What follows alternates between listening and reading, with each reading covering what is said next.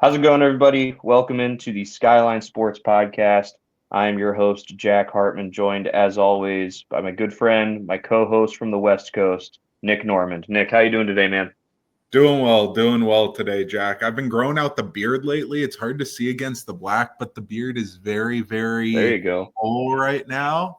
Longest it's ever been, actually. It's getting kind of scraggly down there. I trimmed it up a little bit up here, but weirdly enough, I never trim the mustache, and it just won't get longer than this. I never cut it. It just Just right stays there. at middle length. It grows in full enough, but it's not like I'm ever curling it or nothing like that. Right, It's right.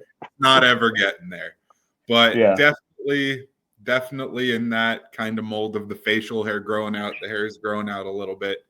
But yep. doing well. Had some rain the other day. Had a nice storm here in Okay. California, just one day.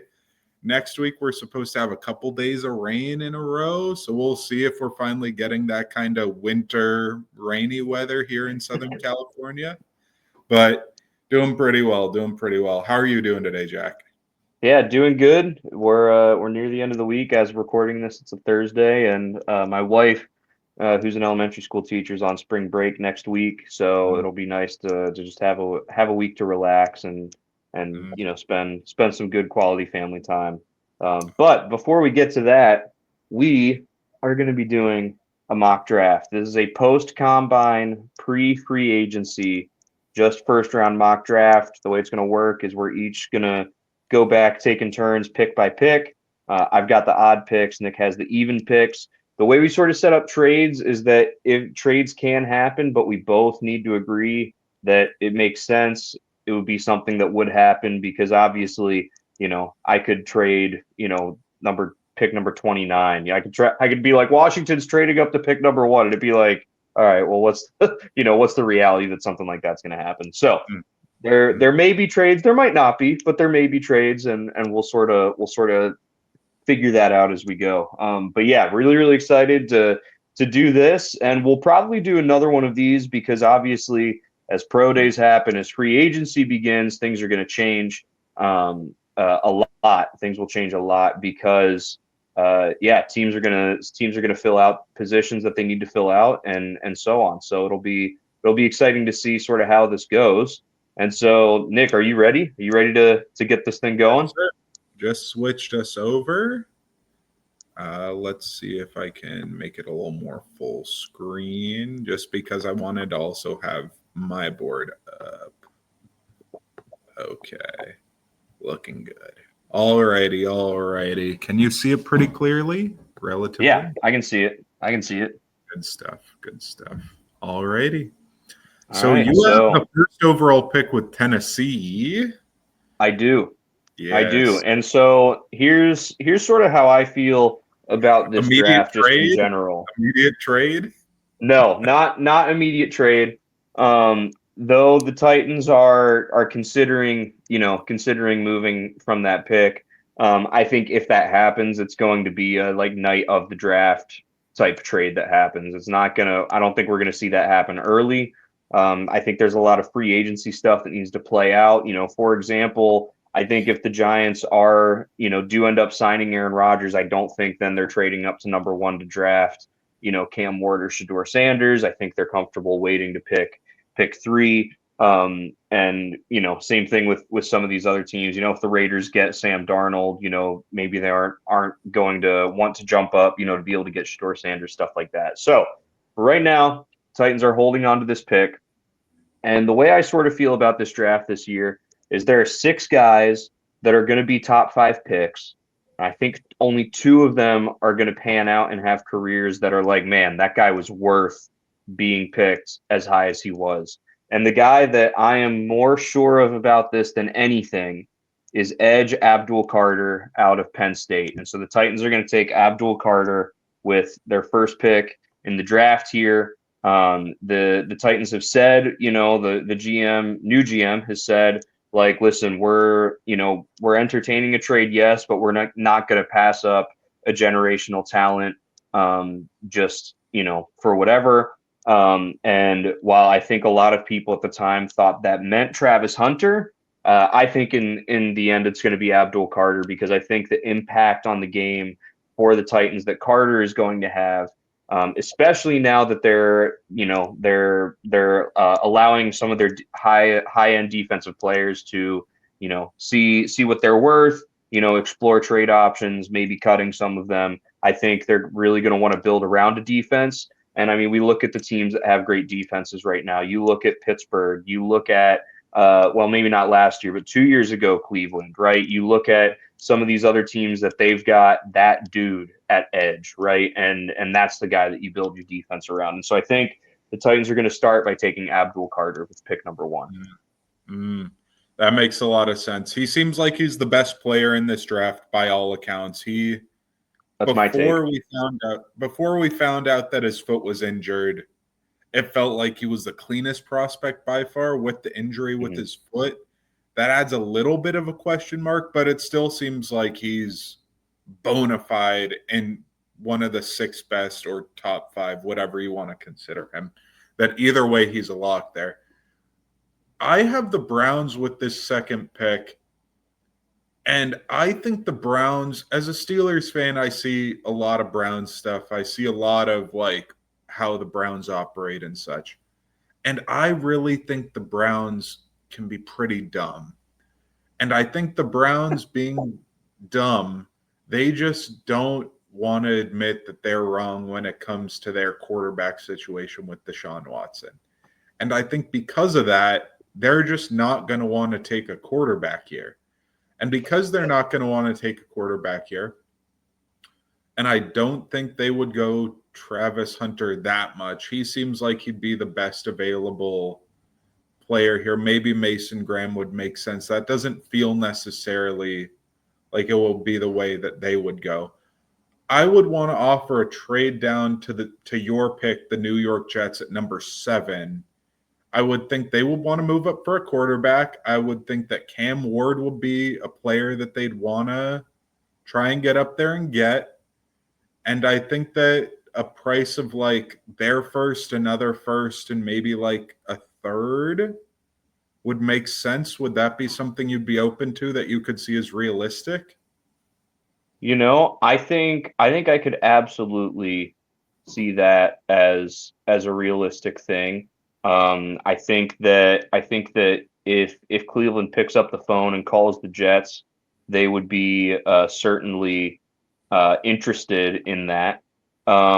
The question that I would have would be, is that going to be a 3rd round pick this year or a 3rd round pick in the future in the 2026 draft?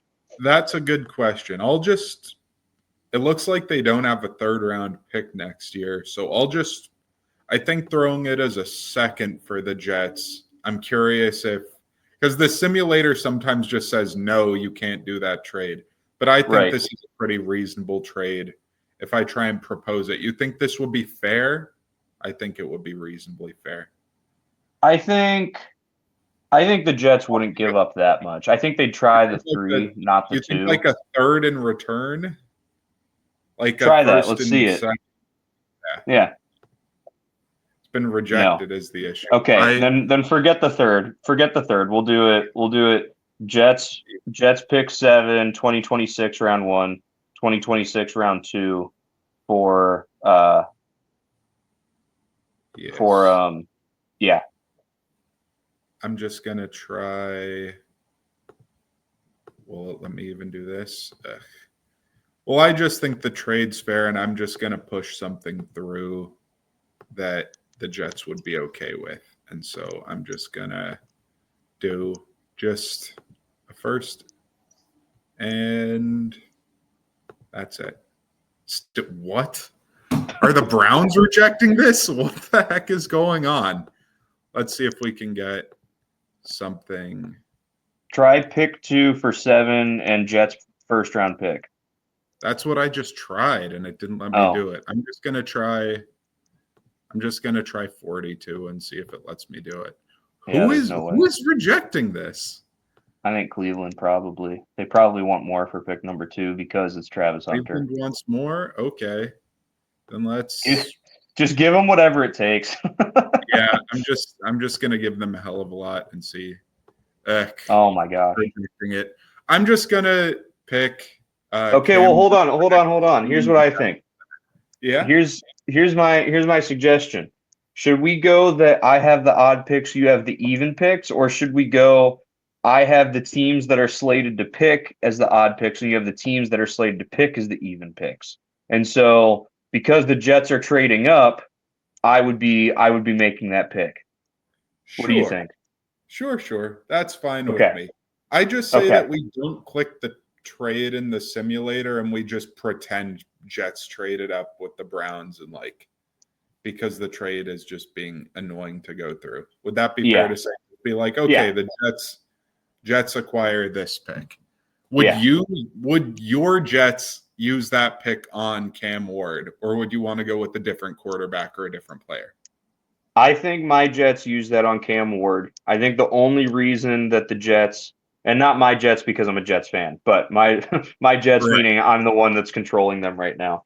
I think that they only move up to draft a quarterback, and I think the only quarterback that they draft is Cam Ward.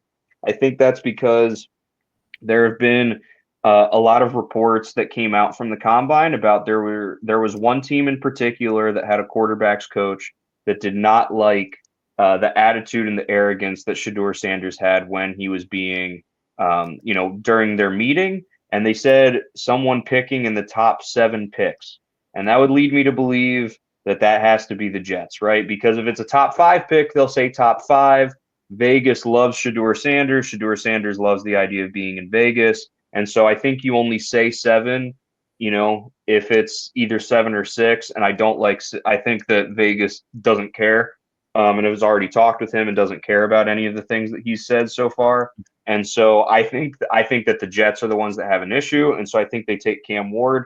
But also, I think, and they probably won't do this because no team in the NFL does this nowadays, but if you really want to focus on letting your quarterback develop, they still have Tyrod Taylor on the roster. And I think actually Tyrod Taylor and Cam Ward are very, very similar players. And I think that would be an ideal situation to let Cam Ward sit behind Tyrod Taylor, maybe for the whole year, maybe not quite the full year, maybe in the last, 6 games or so, you let Cam Ward, play a little bit. But I think that would be actually the most ideal situation for Cam Ward. I think Aaron Glenn would be running that organization far better than it's seen since Rex Ryan, probably, just in terms of establishing a good culture and a culture that's predicated on defense and running the football. And so also take some of the pressure and some of the hands off of a guy like Cam Ward.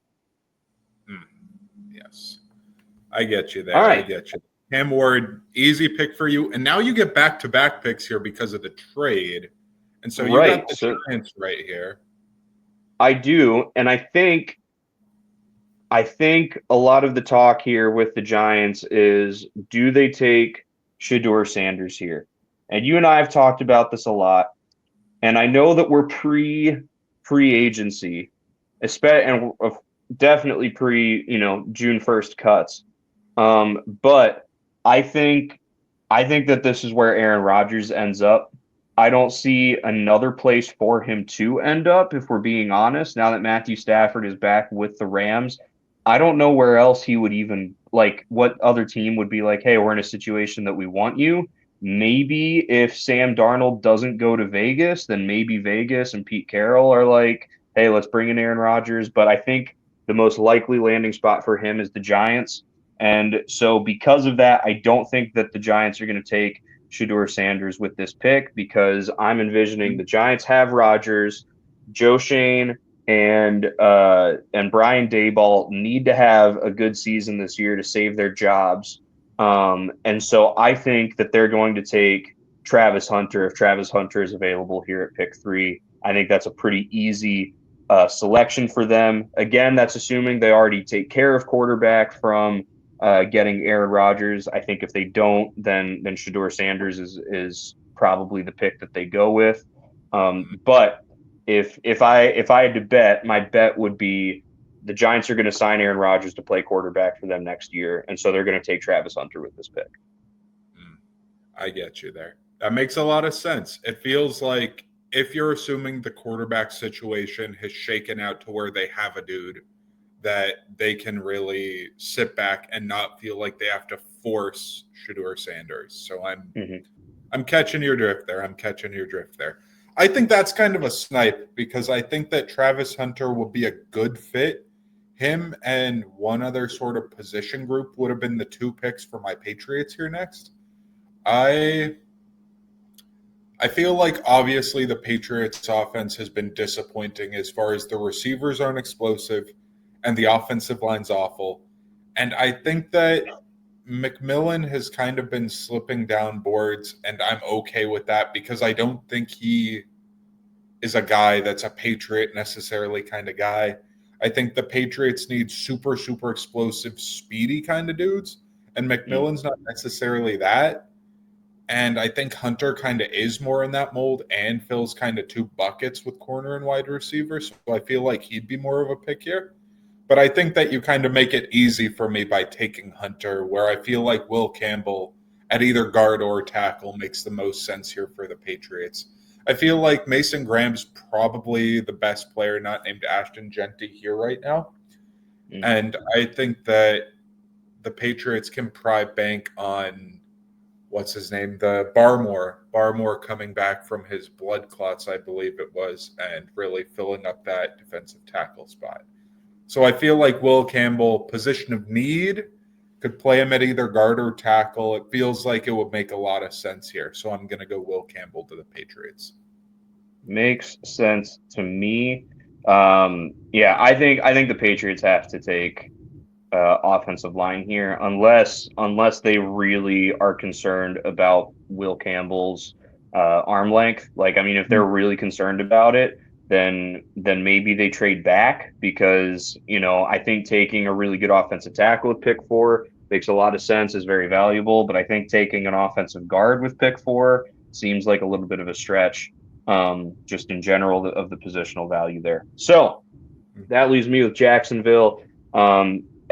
Basically every single mock draft has Mason Graham going to Jacksonville, and there's a reason. It's because the teams ahead of Jacksonville are going to do basically what we did. Maybe not trades, but we expect 1 quarterback, Travis Hunter, Abdul Carter, and probably New England taking Will Campbell to be the picks, unless, let's say, there are 2 quarterbacks taken in the top 4 and New England gets Travis Hunter instead.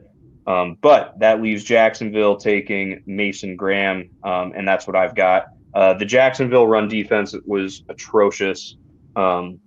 Their defense in general isn't very good, but their run defense in particular, I mean, it was like they weren't lining up interior defensive linemen. And Mason Graham, I think Abdul Carter and Mason Graham, I talked about how they're going to be 2 of the guys taken in the top 5 that I think we're going to look back on their career and be like, okay, yeah, you are worthy of that high of a pick.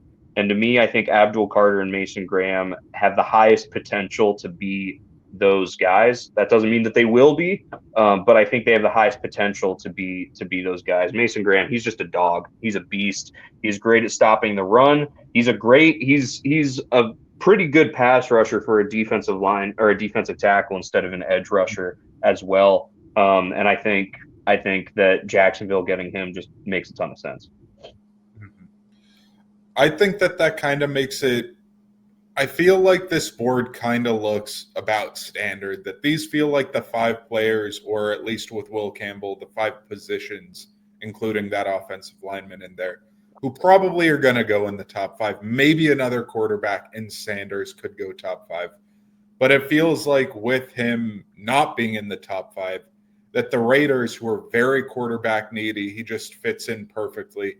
He might not be that talented. He might not have the best tangibles as far as height, weight, strength, explosiveness, arm strength, just all around. It doesn't feel like he's necessarily the highest end prospect, but it feels like the Raiders, who haven't drafted and developed a quarterback since Derek Carr over a decade ago, and with Tom Brady running the operation and Pete Carroll, who developed a young quarterback in Russell Wilson back in 2012, that this could kind of be that maybe they have Russell Wilson in the room. Maybe they sign him but it feels like Russell Wilson's not going to be your full-time starter. He's not going to be your plan for more than 1 year.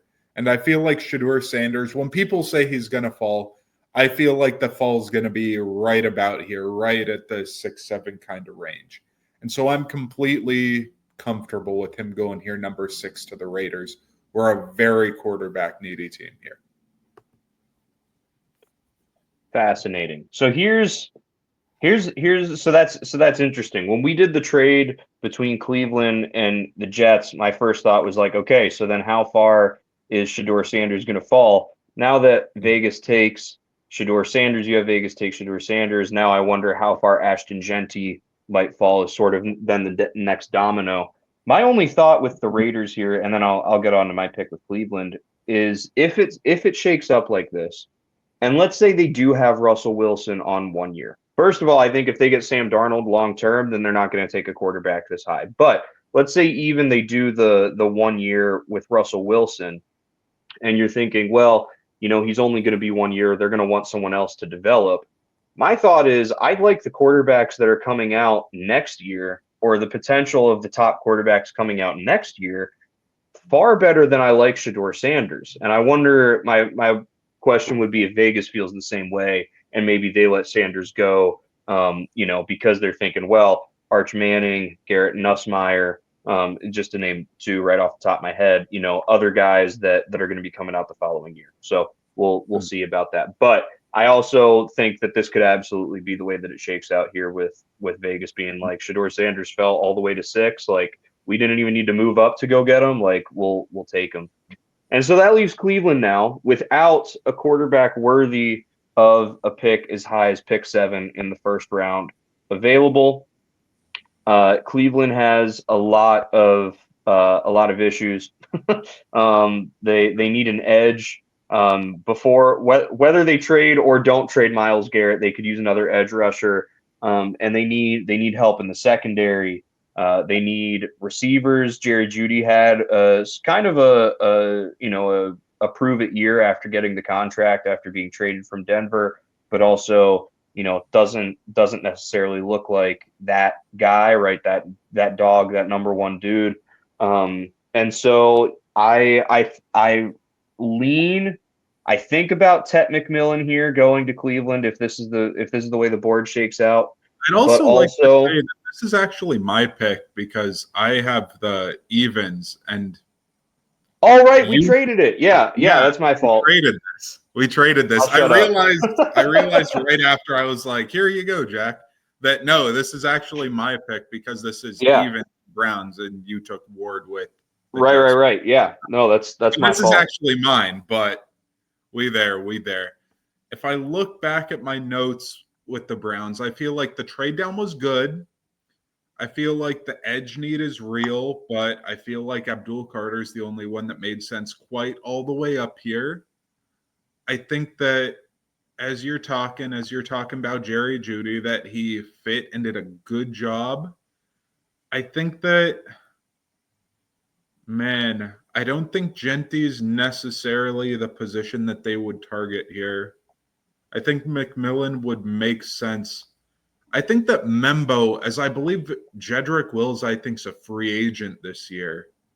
And I think my thing is that Jedrick Wills is a free agent, but Conklin, as well as what's the name of the massive tackle who was out of Ohio State, who's like 400 pounds.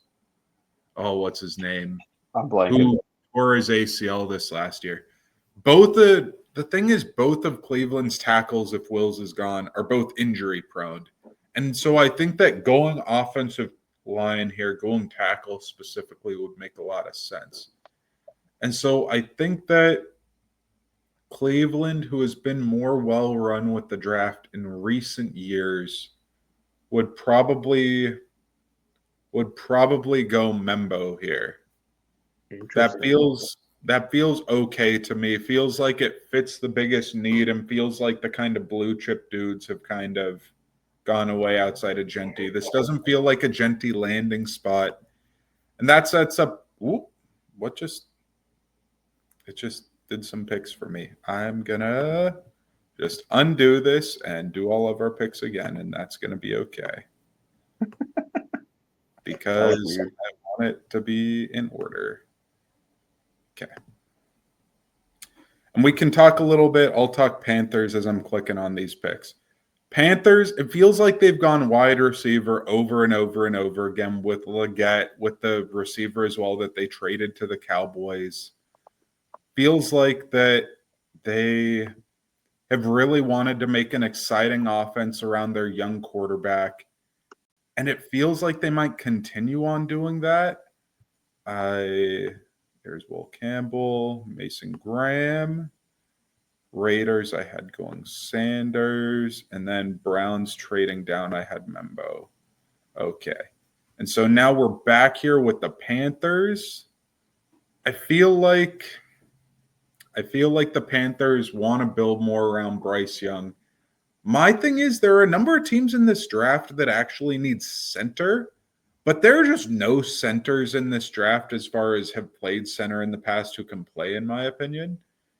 And so I think I feel like why not just be like, okay, Chuba Hubbard, it feels like, is their good running back, and Jonathan Brooks was injured, but those two dudes they've invested in. Hubbard with money and Brooks with draft capital, although he's injured. So I'm kind of 50-50 here between Shamar Stewart and Tet McMillan. But I feel like the Panthers are really mismanaged and really want to be flashy. And I feel like Shamar Stewart is a great combination of flashy and stupid. And so I'm going to go with Shamar Stewart to the Panthers there at 8. All right. Yeah, we talked when we had recorded last week. I mentioned concerns about Shamar Stewart as like, oh yeah, he's the flashy guy. He's got, oh, he's a freak athlete, right? He's got those intangibles, and it's like, well, the tangibles of sacks and QB pressures he doesn't have, right? And so, so that's interesting. A pick there. I think if I'm the Panthers there, I'm taking Tet McMillan because right now is old Adam Thielen your best wide receiver on your roster right now, and Bryce Young had a little resurgence. Leggett's nice too. Leggett's nice. That's true. Yeah, he's young, he's raw. He needs some more experience. Yeah. But all right, so the New Orleans Saints. The New Orleans Saints are sitting here. The New Orleans Saints, I feel like, are a team that needs, especially new coach Kellen Moore. I think that they need just some more dudes on offense. Is sort of how I feel about them. Some more weapons, and so Tet McMillan is there. You've got Tyler Warren, but also they need help on the defense too. It's we could say that basically about all of the teams that are picking up here, right? Is like they just need help, right? They need good guys. And so when I think about Kellen Moore and I think about what he has done, who he has used a lot in his offenses, I think about the tight end position, right? I think about how much, they ran with Saquon Barkley a lot, of course, with the Eagles this last year, but then you've got, a guy like Dallas Goedert, who they're utilizing a lot in the pass game. When he was at the Cowboys, made a player out of Ferguson, right? Made him used him a lot to make him seem like that big of a guy. And you know what? I couldn't name without having to look up a Saints tight end probably since Jimmy Graham. I know that's been a while, and I'm sure if I really, really tried, I could come up with some of them. But just when it comes to just having a really, really good tight end, I can't think of one. So I think about that. I think about Kellen Moore and the way he uses the tight end position. And so I think I'm going to have the Saints select Tyler Warren, tight end out of Penn State here with pick number 9. He's definitely super athletic. I feel like he hasn't reached his ceiling yet. He was the number 1 target on that Penn State team, and it felt like they utilized him in a ton of ways, putting him in the backfield, running him on jet sweeps and end arounds. It felt like just get the ball in his hand and just kind of get him to go to work. And so I don't feel like he's a traditional tight end necessarily, but he's definitely a super athletic player overall. And so I think that he could be kind of a hidden gem in this draft. that theoretically, if he hits his ceiling, he could be a Pro Bowl tight end for years and years and years in a draft that I don't feel like necessarily has a bunch of dudes who could be Pro Bowl year over year kind of dudes. Right. I liked Tyler Warren with one of my later picks, and it kind of disappoints me that he's gone. I just feel like for me it's kind of okay that he goes here. I'm going to have to get a little bit more creative. The Bears here at number 10, I feel like I look at them, I look at Ben Johnson being their coach. I feel like them investing heavily in the offensive line, just like the Lions did. I feel like the Bears have now invested pretty heavily with the guard positions, the tackle position. Doesn't feel like there are tackles really left that make a lot of sense. And so I feel like that they could get their Jahmyr Gibbs here in Ashton Genty. And I just really feel like that could make a lot of sense to make a great offense right now. So I'm going to pick Genty here. Interesting. I don't hate that pick. I mean, I don't like it as a Lions fan having to face him twice a year, but I think if Genty, I feel like people think Genty's like he's going to be like 6 to the Raiders, or he's falling like all the way to 20 to Denver, right? And it's like, well, no, there are some teams in the middle there that like, hey, they might reach out and grab him. And I think Chicago could definitely be one of those teams. So I like that pick there.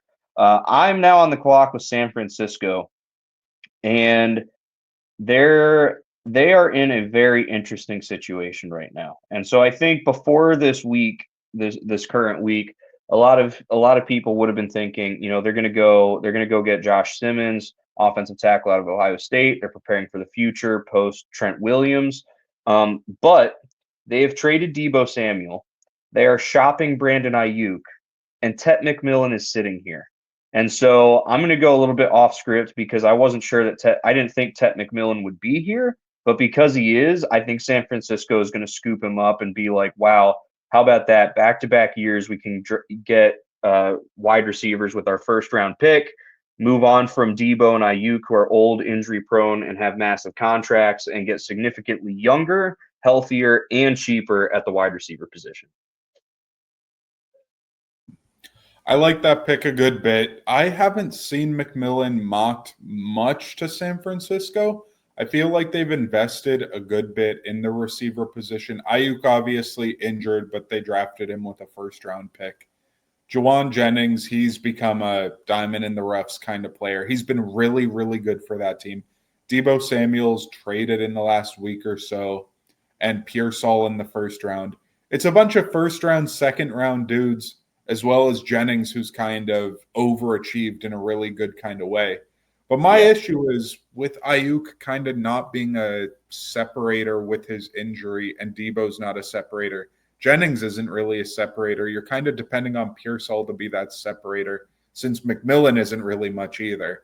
And so I feel like you've got a bunch of good receivers, but I don't know if you have a bunch of receivers who get open. And so that would kind of be my concern, that you've got a bunch of dudes who are good, but it's a bunch of jump ball, a lot of that. Plus you got Pearsall and Ayuk who's injured. So it feels a little bit, without Deebo there, you're less kind of reliant on that. But still, nonetheless, I think Tet's a really good pick there considering how the board fell.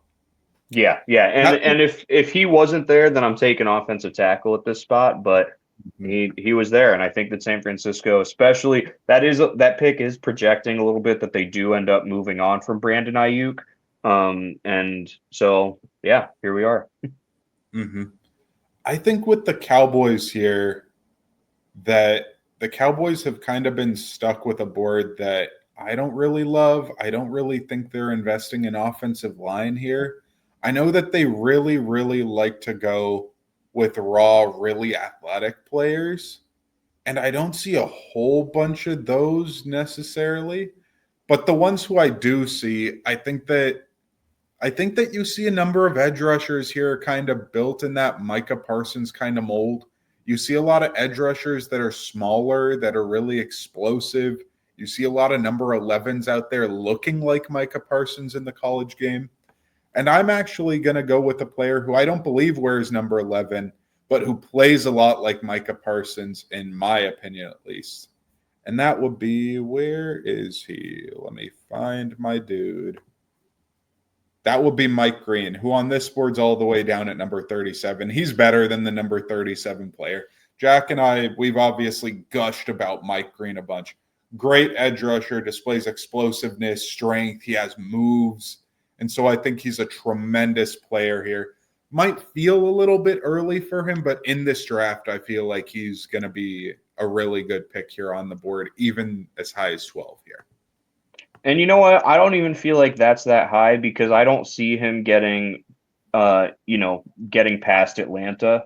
And if they come to select and he's there, I think they're sprinting that card up. And so I don't think him going 3 spots ahead of that is, that big of a reach there.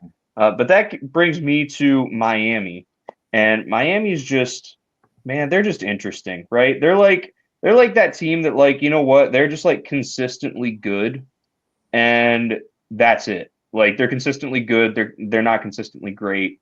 They'll probably make the playoffs 50% of the time. They definitely won't win a game once they make it. And they've got a bunch of players that it's like you think about them, you're like, yeah, they're good. They're like, but they don't really have that like box office, like this is that guy, dude. Tyreek Hill was, but after this last season, he wasn't, right? And so, is he sort of, lost a step? But that being said, here at pick 13, I think is too high to take a receiver now that Tet McMillan is off the board. If they do it, it's going to be Luther Burden, but I think a lot of people would consider that maybe a little bit of an overdraft right here at this position. And so I feel like Miami could use some help really on the offensive line and in the defensive secondary. And because of that, you are sitting here with either Will Johnson, in my opinion, either Will Johnson or Kelvin Banks or like Josh Simmons. And I think because those are the two biggest needs for them right now, I think they'll go with what's best available. And I think they'll see Will Johnson is available here, maybe not thinking he would be. And I think Miami takes Will Johnson in this position. He's definitely one of those players that not running at the draft feels a little bit concerning. Doesn't play the fastest on tape. It feels like he's just a dude that we've kind of expected to go up this high, and I feel like he's kind of fallen down boards in recent months. But still definitely going to be a good player. Definitely had a bunch of fights with Marvin Harrison Jr. in college that he definitely held his own. Marvin Harrison Jr., obviously very high pedigree, but not the best rookie year out of all of these receivers, but definitely good. And Will Johnson definitely wrestled him in a bunch of games of those Ohio State-Michigan games. I feel like, man, your Tyler Warren pick earlier really screwed over my Colts pick here because I thought Warren would just drop right into my lap. And really, I feel like tight end would fill out that offense that has a bunch of good offensive linemen, a whole host of receivers, struggling quarterback position, obviously. Not going to go quarterback here. That will be a little bit too spicy for me. But I think the Colts really like their really long, athletic-y secondary players. And a dude who's flying up boards, he's just kind of hiding here at the bottom of my screen right now, but he's been flying up boards. That will be Nick Emanwari out of South Carolina. Feels like with the way the board's fallen, that offensive line doesn't really make a lot of sense with the Colts. Edge rusher, they already kind of have their edge rush situation figured out. And so it kind of just feels like they're going to go with the best defensive back, and the best defensive back considering the combine he's had and how they like long athletic dudes. Emanwari just makes a bunch of sense. He's been moving up boards a lot. This is the highest that I think I've seen him get drafted in any of these. But it just feels like the way the board fell for the Colts, this makes the most sense for them. So I'm going to go Emanwari here. All right. I think he's going to be a stud. I've been on the record as saying I think he's going to end up being better than Malachi Starks. That being said, Jahdae Brown, corner out of Texas, had a really, really good combine, and I could maybe see Indianapolis thinking that he'd be a little bit more of a surefire thing there. Again, Mhm. depending on whose big board you're looking at, Brown or Jahdae Aaron, Barron, excuse me, will be in different places. But yeah, I think Nick Eamon is going to be an awesome player in the NFL. So that puts me here at Atlanta. And I had mentioned earlier that I think they're sprinting up the card if Mike Green is available. He's not, but you know what? We do have a slew of other edge rushers here. And so I think they're dipping right out of their own state and they're taking Jalen Walker out of Georgia with this Mhm. pick, considering that he's still there. Um, Again, when we get to this point with the edges, once Mike Green gets drafted, Mike Green and Abdul Carter get drafted, I feel like you're sitting with a lot of edge rushers that are like they're going to be good edge rushers. They're not going to be, and I'm completely prepared to be proven wrong by all of these guys. But you've got edge rushers that it's like they're going to be good edge rushers. They're not going to be Hutch, T.J. Watt, Max Crosby edge rushers, but they're going to be decent edge rushers. They're going to be more often than not getting between 8 to 12 sacks a year. And so I think that Atlanta, who tried the Matthew Judon thing, just didn't really quite work out the way they were hoping for this last year. I think they try to solidify that by using this pick to get an edge rusher and taking Jalen Walker. Mm. Makes a lot of sense. They haven't figured out that pass rusher since like Vic Beasley a decade ago, who had one just Yeah. super explosive season in 15 or 16. But man, I feel like Atlanta, they've tried so many dudes. They traded for the Patriots edge rusher, Matthew Judon, last year. They just have thrown so many things at it. Bud Dupree a couple years ago. Feels like they've thrown so many darts at this board and came up short so many times, to be honest, this Atlanta team. I feel like the Cardinals are in this kind of in between of the doubt kind of fell onto Kyler Murray during this last season. I don't think it makes any sense to move off of him, but it feels like they're kind of in a position where they got to build around him. They don't feel great about it, but it feels like that's kind of the position they're in. Mm-hmm. Feels like they've been so Kelvin Beachum, their right tackle, has been in the league since 2010 when he was drafted by the Steelers in the 7th round. He's on borrowed time right now. He's 35, 36, 37-ish years old. Feels like their offensive guard position isn't figured out. I feel like you can kind of kill two birds, one stone with Kelvin Banks Jr. here out of Texas, that if he doesn't work out at right tackle, you slide him into guard, and he's going to be a really damn good guard for you. Feels like he just kind of fits in right in there for the Cardinals, that you can play him immediately. Do kind of the Paris Johnson thing, who they drafted out of Ohio State a couple years ago, and kind of just move him around to wherever you kind of need him. And really, you're going to get a good player who's going to play well wherever you play him. So it feels like best offensive lineman available with flexibility. I feel like Kelvin Banks makes a bunch of sense here. Yeah, I think Arizona's in QB purgatory, as I like to call it right now, where they're like, we have Kyler and we have to use him and build around him. They're definitely quarterback is definitely a position that we could upgrade. Like we would like to upgrade, but we just can't because of the contract that he's got and how much we've committed to him. But the one of the best ways to help a quarterback, is to keep him on his feet. And so I like that pick there. Cincinnati now has to take an edge rusher. I think before this, it would have been like, hey, they need to help their defense. But as of this Mm-hmm. week, Sam Hubbard has retired after 9 seasons, I believe. And Yep. just today, they have granted Trey Hendrickson and his camp permission to seek a trade for him. I have a very vested interest in a certain team that I think should be trading for him.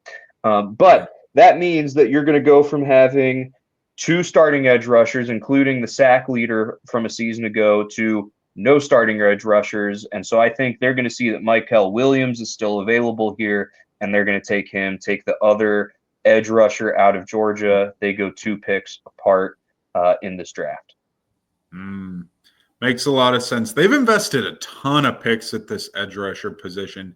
None of them really working out. Feels like Sam Hubbard, who was drafted many years ago now, he worked out to be a good starting kind of edge rusher. But they've drafted a ton of dudes, I feel like, out of Clemson, out of Texas, just throwing a bunch of darts at the board they have. And really, Hendrickson, the free agency signing out of the Saints, was the best of the bunch and was super good. But man, if they could have had any of those pan out, they wouldn't have been in this huge hole here if Hendrickson leaves. Yeah, tell me about it. Yeah. I feel like the Seahawks here, Banks would have made a bunch of sense. My own Cardinals pick kind of sniped my Seahawks pick here. But it feels like I kind of like both of their tackle positions better than I do their interior. Feels like they really need to figure out, is Geno going to stick around here a couple more years? Feels like DK Metcalf now, who's kind of asked out, and Tyler Lockett, who just got released the other day. Receiver could be a question mark as far as, are you going to draft one of those? Feels like Golden could make sense here. But the thing is, I feel like if you have DK Metcalf leaving, you want to fit in another big receiver, not another smaller receiver, another mid-size one that you want more size. And so I feel like it makes a lot more sense for me right now to go Tyler Booker here. Offensive guard out of Alabama. By far the best offensive guard here left on the board.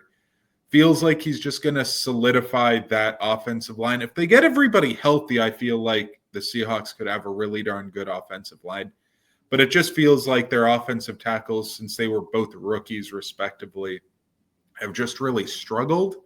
And so I feel like Tyler Booker feels like an easy, really good pick here for the Seahawks. Yeah, I like that a lot. And then I like a receiver that I really like. He absolutely torched my team, Syracuse, earlier this year. Alec Iomanner, wide receiver out of Stanford. I like the idea of Seattle taking him in the second round.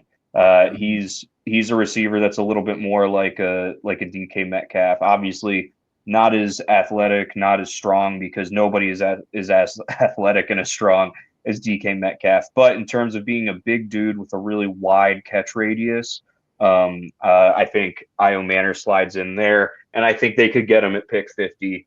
I think that could happen. Maybe he might be gone by then, but I think so. So that puts me with Tampa Bay, and Tampa Bay is a team that needs an edge. But I also view Tampa Bay as a team that needs to be preparing for the future at the wide receiver position. Mike Evans is still doing his thing, Iron Man, 1,000 yards per season, year after year after year. But we got to be thinking of what our succession plan is there if we're Tampa Bay. On top of that, we still haven't gotten figured out a Chris Godwin thing. He's a free agent. And so I think that Tampa Bay's wide receiver position is shaky. I do think that they have some young guys that they see promise in. But also I think that they're like, you know what, it would be good to get another receiver, and really, be planning for the future there. Especially with the potential of Chris Godwin to be leaving just now this offseason. And so I think that that Tampa Bay is going to take Luther Burden III out of Missouri here with pick number 19. I think that at this point, he's probably the best receiver available. Maybe not, but I think a lot of people think so. I think the receiver, I do think that the receiver position is going to shake up a little bit here over the next few weeks before we hit draft night. But I think as of right now, Luther Burden III had a pretty good combine. And so I think that right now he's wide receiver 2 if you're not counting Travis Hunter. If you are counting Travis Hunter, he's wide receiver 3 behind him and Tet McMillan. And I think that's what Tampa Bay does here. I like that pick. I feel like with Mike Evans being older, and it feels like this could finally be the time that Godwin leaves, that could leave a massive hole on their team, obviously, with both of those studs. I just saw a video earlier today that I believe they've both had 1,000-yard seasons the same year, as far as like 2,000 yards between the two of them, 4 times in their career that Crazy. they both had it same year, which is Crazy. insane, that level of consistency. Obviously, Mike Evans is known for it.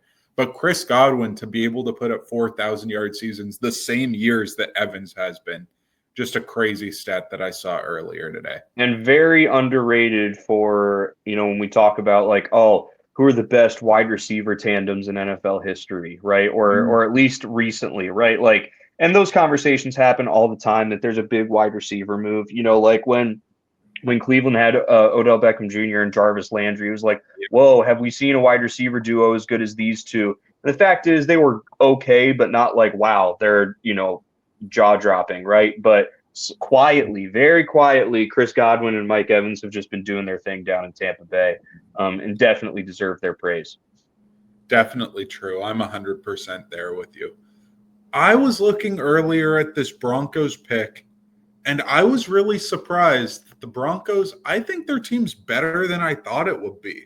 I honestly was looking at this roster and I was like, wow, I don't see a lot of holes on this team. I don't see a lot of, wow, this is a dire position. Quarterbacks figured out. Offensive lines figured out. Running back, they've got a stable of them. Receiver feels like it could be a need, but Sutton played really, really well this last year. Feels like the defensive line's really darn good. Cornerback room has the defensive player of the year in it, and Riley Moss, who was playing really well. Feels like the safety room could make some sense for Malachi Starks to be added, but I actually would prefer, you got Sean Payton there, you've got an offensive line. I think Matthew Golden makes a bunch of sense here. His skill set, I think, being that mid-sized 6-foot dude who's explosive, who's smart, good route runner, could really fit into a Sean Payton scheme here. So I'm going Golden. Interesting. All right. So that puts me at Pittsburgh, at your team, and now I've got to think about it. Yeah. Because I was definitely taking a receiver here. I think if you're Pittsburgh, just because of that position, because of the inconsistency that you have there, you always have, and you know this better than anybody, you always have receivers that it's like, all right, we've got guys that can kind of get the job done, and occasionally one will sort of show that spark and like a great game, like, oh yeah, like Mike Williams when he first came in, he had a couple of those like, oh yeah, nice, we got Mike Williams, that he kind of fell off, and the George Pickens thing, it's just it's the tale of the Steelers, right? Is you get a receiver who's really good, but also is an absolute locker room cancer. And so I think if you're Pittsburgh and you're drafting a receiver here, you are like, do everything we possibly can to make sure that that's not the receiver that we take. And by all accounts, Emeka Egbuka out of Ohio State is that guy. And this dude can play. I mean, this dude can flat out play. He has the record for receiving yards in a bowl game in the Rose Bowl a couple of years back, 347 receiving yards. Like just absolutely crazy. If I have that stat right, I might not have that stat right, in which case, that would be pretty bad. All good. Keep it going. I'll look it up. You're gonna fact check me. Yes. I do know whatever the number is. I do know that it is a bowl game record for receiving yards by a player, and it happened in the Rose Bowl. No matter what the number is, but I feel like I remember seeing 347, maybe it was 247. I don't know. But anyway, Pittsburgh needs a receiver, and Pittsburgh needs a receiver that is going to be more like your receiver that you can trust on and depend on for years and years and years without issues, instead of a guy that is like, hey, he's a really, really good wide receiver, but he gives us lots of problems. And I think that is Emeka Egbuka out of Ohio State to Pittsburgh. That makes a whole bunch of sense here. I didn't press on him already. Where is he? He's down there at number 28. Just looking at this, there's this little miniature run here of wide receivers. And then you got another wide receiver needy team here in the Chargers. I don't think they go wide receiver here, but Egbuka would make a lot of sense. I also believe that you might have mixed up receivers. I think it might have been the one who's on the Seahawks now who set that record. not Oh, Igbuka. Jackson Smith and Jigba. JSN, yeah. He had a Yep. crazy Rose Bowl with like 300 something yards. Easy. I think it's easy to mix up all the superstar receivers out of Ohio State. So, Yeah. yeah. Yeah. Okay. So it was 347 yards on 15 catches for JSN, but it was JSN, not Igbuka. So Similar, but different yeah. players. Different players. Yeah. I feel like you've got a team here who's wide receiver needy, but I don't really see a wide receiver here that I really think makes the most sense here. You've still got a bunch of dudes who can play as far as players, but I don't think the wide receiver, if I just look at the board, you just see a lot of second round caliber players or a lot of later round caliber players. Looking at this, I don't think Malachi Starks necessarily is the pick. It wouldn't surprise me if he was. Jahdae Barron still being on the board here at 22. Siobhan Ravel, really good. Josh Simmons. I think Colston Loveland's very, very tempting to this team, considering Jim Harbaugh coaching Loveland at Michigan. I think the tight end position's pretty needy here. I'm actually going to go down the board here to Omarion Hampton. I think that we could get this second running back kind of action here in the draft. As I was talking about with you the other day, Jack, I feel like you're going to see a lot of these later in the round teams who say, okay, I'm not going to be able to get Genty. Let me just draft my dude in the second round. And the Chargers might say, hey, I want Omarion Hampton. Oh, I can draft him in the second round. But he's not going to get to your 50 whatever pick. He might go 30 whatever, 40 whatever. And so you kind of got to overdraft him by a round.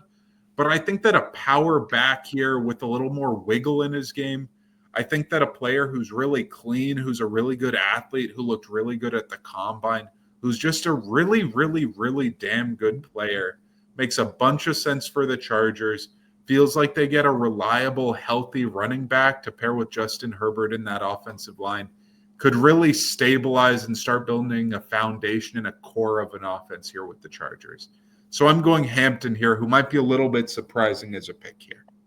That is surprising. I think if Colston Loveland is sitting there at 22, then Jim Harbaugh is falling all over himself to get that draft card in, personally. But because honestly, I think that as the board shook up, I thought that Loveland was a great pick for Denver at that spot. But alas, this is how it has fallen. Golden to Denver, Ibuka to Pittsburgh, Omarion Hampton, running back out of UNC to the Los Angeles Chargers, which gives me Green Bay, the Green Bay Packers.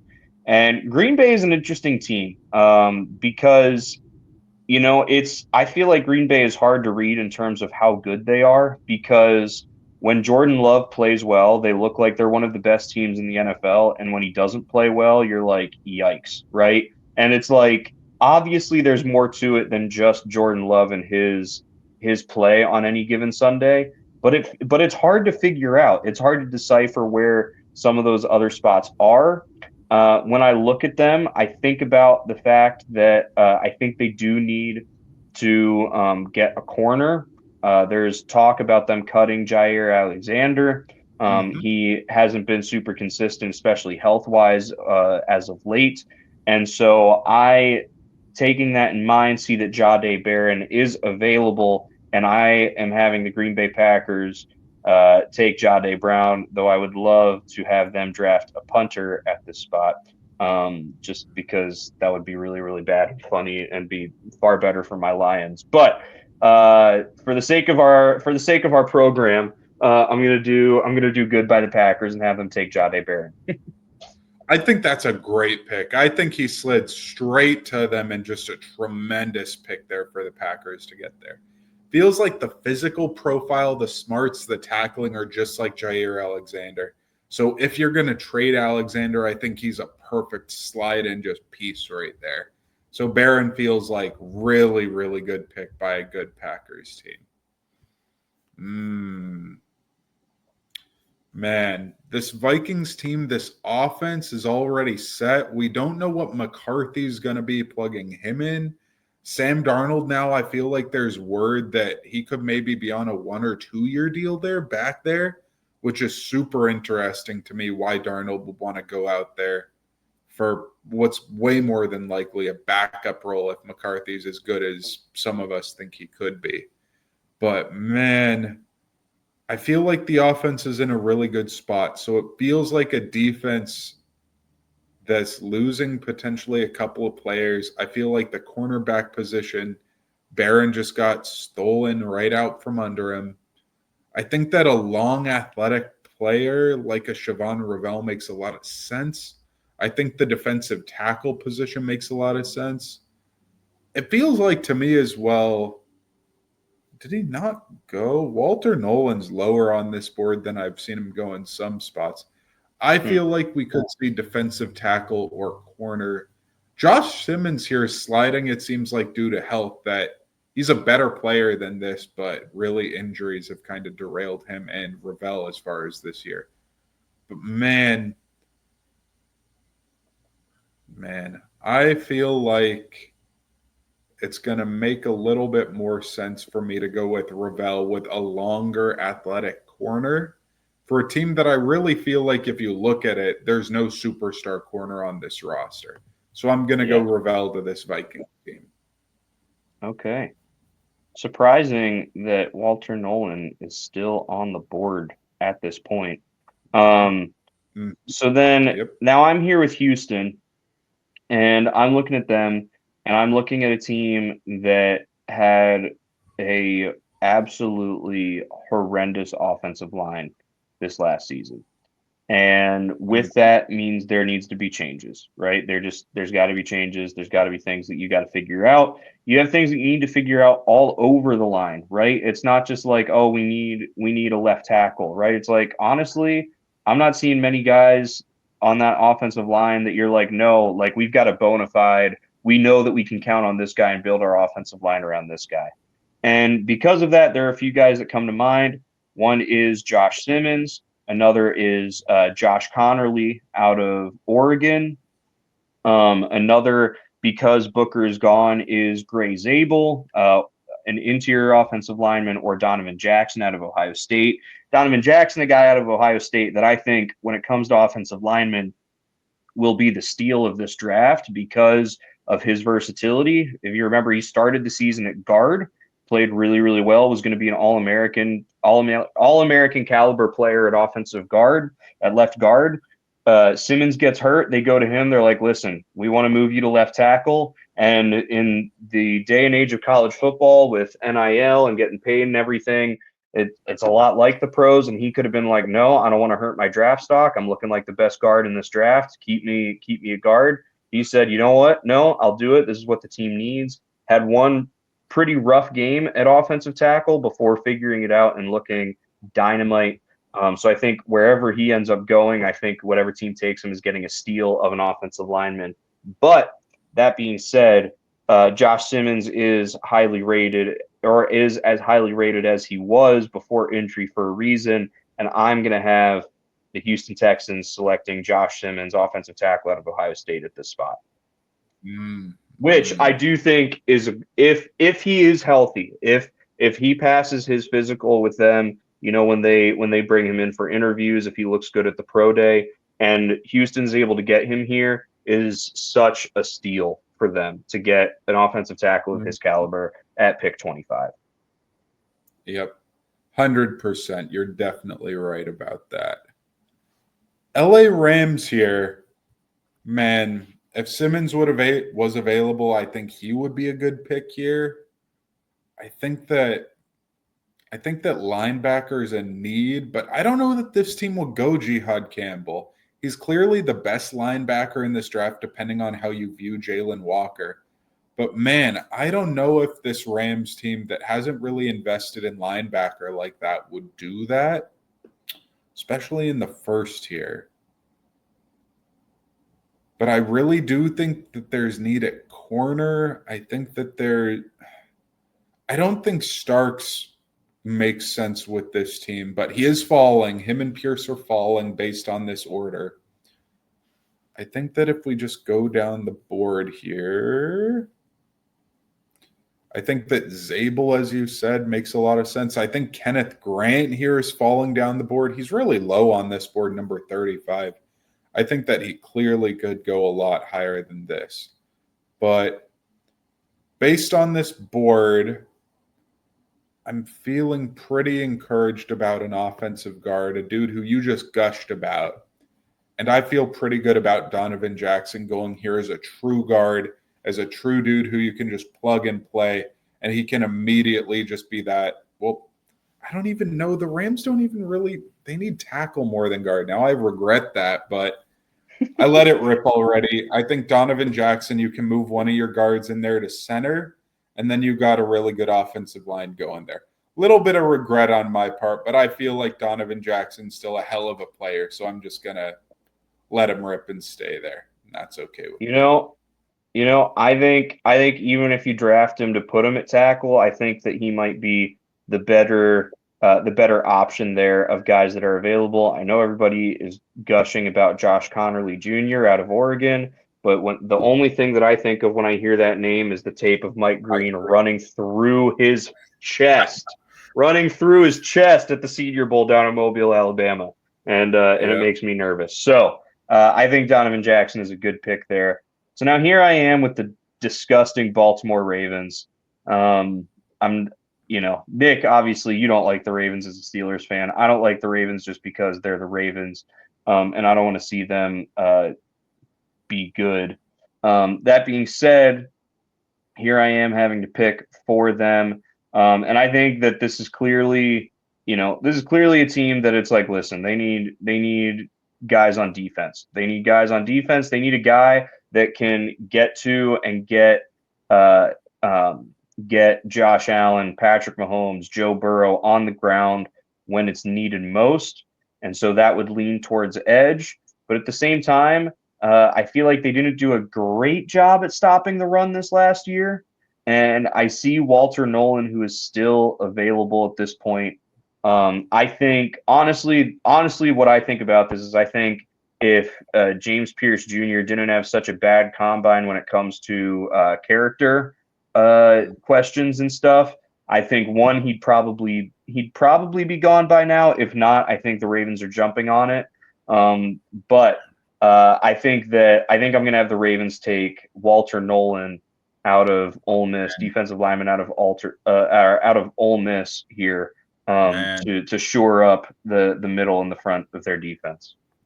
Man, I just don't really agree with that pick. I respect you for Nolan kind of sliding here. He's gone up draft boards a bunch. But I just feel like their defensive tackle position's pretty darn good. I just feel like they're pretty good at stopping the run overall. And I feel like the dude in Malachi Starks, who you could pair with your other stud safety, would be really, really interesting to see that duo kind of back there on the back half of the defense. And so I think Starks would have been an awesome pick to pair with, what's the name of the super tall homie on the Ravens? Kyle Hamilton. Hamilton, who wears what? 14 or what? I think. Which numbers, I think 14. 14, yeah. Big number 14 in Hamilton. I think pairing him with Starks would have been sick. But Nolan on this slide, I could see him being picked here too. Maybe not my pick for them, but more respect to you. Now seeing your Lions here, I find it funny that you get my Steelers and I get your Lions, and we kind of pick for each other. We don't get to be all biased for our own teams, but for each other's teams. Right. Your Lions here, we've talked a bunch about edge rush need for them, especially with Hutch being injured. Feels like if Hutch comes back and is healthy, that could be really good for them. Zadarius Smith played pretty well for them down the line. I don't think Smith really gets you out of the woods as far as feeling like you shouldn't go edge. I feel like defensive tackle, it was more health concerns as well this year. Malachi Starks, I really don't see them going safety specifically. Their safety room's pretty darn good. I feel, though, like edge rusher, like a dude who I spoke with you kind of before this, just feels kind of lionish to me. Donovan Eziraku, I still don't know how to pronounce his name, feels very Lions-ish to me and feels really like a darn good pick as far as an edge rusher who's plug and play here. I'm all about that pick. He's who I want Detroit to draft. He's like number one in terms of picks for them. Because we were talking, and the thing is, like um, when you're picking at this point in the draft, it's because you're like, listen, we just have a few spot pieces that we need to fit in, and because of that, it's not just about, hey, we need a really really good edge. It's like, hey, we need a really good edge that also sort of fits what we're doing, right? And so I think Donovan Ezeraku does that, and I think that's a great pick. So now here I am with Washington, the team that knocked the Lions out of the playoffs. They've got some great tools on offense. Feel really, really good about them offensively. Defensively, though, is where I think most of the questions lie. They could use an edge. Some people are thinking, are they in the Myles Garrett sweepstakes? I don't think that their draft pick is high enough for at least in this year for that to be enticing enough to Cleveland. So they could use an edge. We talked about him a couple times. Malachi Starks is still here. He's probably outside of James Pierce Jr. best available, especially on the defensive side of the ball right now. And so I'm actually going to have Washington take Malachi Starks to shore up that safety position for them. Again, I think I really feel like James Pierce is going to fall. Just in general, if I'm a GM, definitely in the first round, if I'm a GM, I'm not touching him. Maybe in the second round, if he's still there, then maybe it's like, I'd be willing to try it out. Hopefully, teach him how to grow up a little bit, at least again, from all the reports that we've heard. But just that's where I'm at with James Pierce. But that leaves Malachi Starks here for Washington. Maybe even Washington taking a play out of Philadelphia's playbook of like, hey, those defensive players from Georgia are really good. Maybe we should invest some draft capital in them. Mm-hmm. Makes a lot of sense to me. Starks has fallen quite down this board, I think. Mm-hmm. I have a little funny note as far as the Buffalo Bills here. I have a little draft board with each one of the teams that I was going to be drafting today. And I put needs down for each one of these teams. So I put like edge rusher, corner, wide receiver, running back, whatever needs these teams got. With the Bills, I put defense and wide receiver. Didn't put cornerback, linebacker, safety. Didn't put that. Just put defense and wide receiver. Feels like their cornerback room's really good, but they don't have that lockdown, dude. Feels like their defensive line's good, but they don't have that superstar dude since Von Miller's never been that dude for them, especially post-injury. Feels like their linebacker core just hasn't been healthy the last couple years. It just feels like they've got a whole lot of good, but not a lot of like, okay, this is the kind of superstar at this level of the defense here. With that being said, somebody who I think has fallen down the board here, somebody who I think could really fill a hole, make a run defense that I think Kenneth Grant just kind of fills in perfectly for a team that got ran over by Derrick Henry and by the Ravens this year. I feel like the Bills don't want to get ran over again. They want to be able to get pressure with their front four. They want to get a dude who can beat double teams. They just want a dude that makes their whole defensive line's life easier, their linebackers' lives easier. And it feels like Kenneth Grant falling all the way to 30, that the Bills would be really, really pleased with getting him right here. Yeah, I think that's a great pick for them. And yeah, they're one of those teams, like they've got a lot of good, but not much great on the defensive side of the ball. And so they need to upgrade. And if that means that in upgrading, then their second string guy is a guy who's really, really good, that's definitely a plus for them.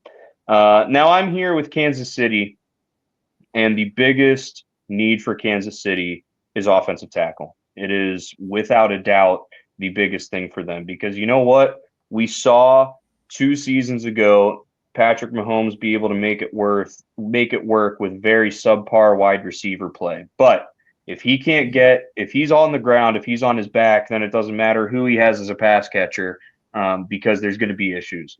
And in the two Super Bowl losses that we've seen for Patrick Mahomes, those losses have come because he has not had time to maneuver. He's run out of rope. He always finds a way to just dance his way around, avoid pressure, do this, do that, and be able to make something happen. But the two Super Bowl losses and this last one, of course, to the Philadelphia Eagles, we saw he was out of rope. He couldn't do it anymore. He had used all of his good luck and all of his fairy dust already throughout the season to get him to that point. And so because of that, I have them taking Josh Connerly Jr., offensive tackle out of Oregon. I think that if personally, I think if they're just looking to upgrade offensive line, I'd be more interested in taking Gray Zabel. But that being said, offensive tackle is the bigger issue for them, and so I'm having them take Josh Connerly. Josh Connerly, right there. I accidentally clicked a button and it made Jonah Savania from Arizona the pick for the Eagles. He is not my pick for the Eagles. I will just scan my board very quickly and give you guys my pick for the Eagles. Eagles, obviously, very minimal holes on their team. They paid everybody. They've got really no holes on their team whatsoever that need to be filled. Feels like they can just kind of go best player available here. Feels like linebackers kind of been figured out for them.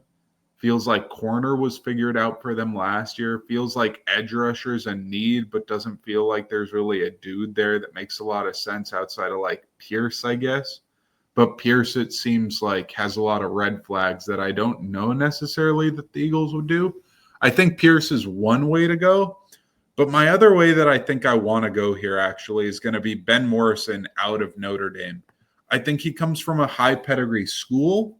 I think he plays a really important position in corner that I think you could put him in at outside corner, where I think you have Quinyon Mitchell at one of your corner spots, DeJean at your slot, and I think you plug in Morrison at your other outside corner, and you've just got three dudes who are going to be those three dudes for the next 5, 6, 7, 8, 9, 10 years. And so I think Benjamin Morrison out of the blue blood Notre Dame, injury issue, but not necessarily something that I think would make him drop out of the first. Really darn good player who I feel like's kind of flown under the radar with Notre Dame being as good as they were without him. But I think with him, they would have been even better. And I think Ben Morrison here would make for a great last pick here. Interesting.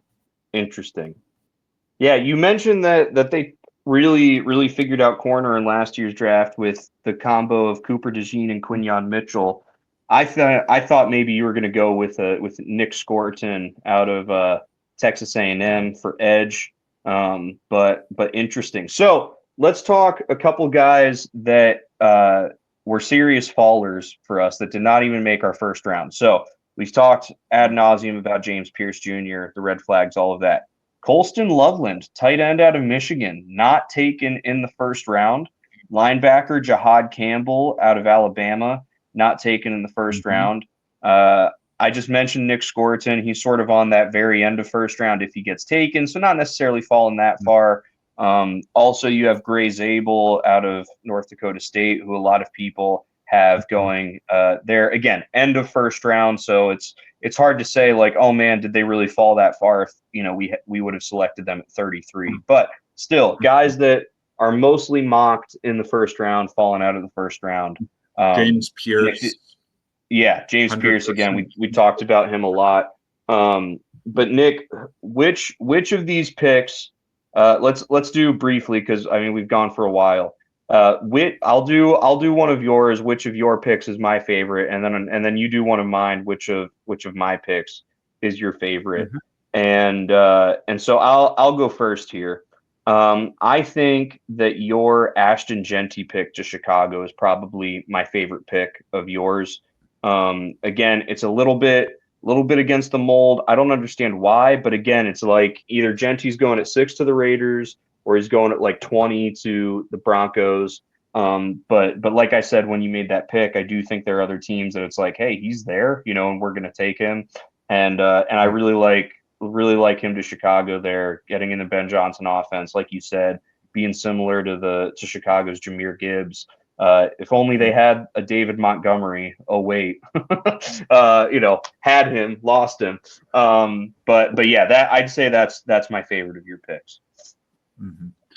I liked that pick a lot too. It felt like wherever Genty was going to go, he was going to be a fun pick, whether you picked him wherever or I did. It just feels like wherever Genty goes, there are going to be people giving that thumbs up to him because he's a stud. When I do mock drafts, I don't just like the pick being like, oh, that pick was the best player available. Like, you did a good job. You picked the best player available. I really like the accuracy of, I picked this player because their GM likes to do this, because their head coach likes to do that, because they have a need here and like to fill it like that. And I feel like Mykel Williams to the Bengals, I feel like, is a very Bengals pick of the really high-end pass rusher body type that I think they are just like, hey, he'll figure it out. We'll just coach him to be better, whatever. But it feels like Mykel Williams is definitely the prototypical body type who his film doesn't necessarily match, but comes from a high-end school, just like how they took their offensive tackle out of Georgia last year. And it feels like that high-end raw dude is a very Bengals-esque kind of dude. And so Mykel Williams feels very Bengals-ish to me. Definitely. All right. Now also let's do one. Let's each pick a pick of the other person that was like we viewed as the most surprising. Not necessarily bad surprising, but just like, wow, okay, did not see that coming. Again, I'll go first, and mine for you was definitely Omarion Hampton to the Chargers. I think it's a good pick. I think Hampton is a great player and the Chargers would find really, really great ways to use him. I like it. It's a little bit. It's not a little bit different. It's definitely different and against the grain. Especially like we talked about Colston Loveland being available there. But I like that. I like that pick a lot for the Chargers, especially because they had Austin Eckler for so long. Last year, sort of did a kind of patch job work at the running back position. It worked, but also Jim Harbaugh wants his guy, right? And wants this is the dude that we're running the wheels off of because he's got a motor like no tomorrow type guy, and I think Omarion Hampton fits that. Mm-hmm. I think that Malachi Starks, I think it was partially surprising that he fell to 29, but I think that it was also kind of surprising for me because I feel like Washington has real needs on the defensive line, where their best player up there, one of their best players up there, Jonathan Allen, I believe, requested a trade, and he might just get cut were some of the reports I heard recently. And he's a really damn good player. So to hear that he could be cut was really surprising. So because of that, I thought that Kenneth Grant, who went right after, could have slid right into Washington and really paired well with Payne. And so I just feel like Daron Payne and Kenneth Grant would pair really well as kind of a supplement for their previous defensive lineman who could be out of there. And without Montez Sweat there, as he got traded a couple years ago, just like how they also traded, why am I blanking on his name? Number 2 pick out of Ohio State, edge rusher the year after. Chase Young. Chase Young, who was a massive bust, but anyway, I just feel like they've needed those defensive line and edge rush presences, and I feel like going with another defensive tackle who could really slot in to make a really damn good defensive line better. Johnny Newton did that last year as they were preparing for this, but I think going with another defensive tackle there could have been good. Malachi Starks, I think was a really good pick, and I think it was just more surprising that he got all the way down there. But right. I feel like he's a darn good pick there anyway. I think he's a good player. So definitely. Well, everybody, thank you so much for enduring this very long episode. We tend to talk and we tend to go long, but I don't think we've ever pushed an hour and a half before. But it was fun. It was a good time. Doing this mock draft. We'll do another one of these probably after some of the free agency stuff starts to happen, just to make sure that we, as some of that quarterback stuff figures out, right? I had the Giants taking Travis Hunter instead of Shedeur Sanders because I had them getting Aaron Rodgers. It'll be interesting. Nick, you had Shador Sanders going to the Raiders, but is Sam Darnold the quarterback for the Raiders' future? Things that we need to see figured out before we can have a really, really accurate mock draft. But also, the draft is over a month away, and so we've got time to let those things happen and see how those things work themselves out. But Nick, it's been awesome. It's been a great time. Happy we were able to do this and put this little mock draft together. Thank you all so much for watching, for enjoying this, supporting us, and have a great rest of your week.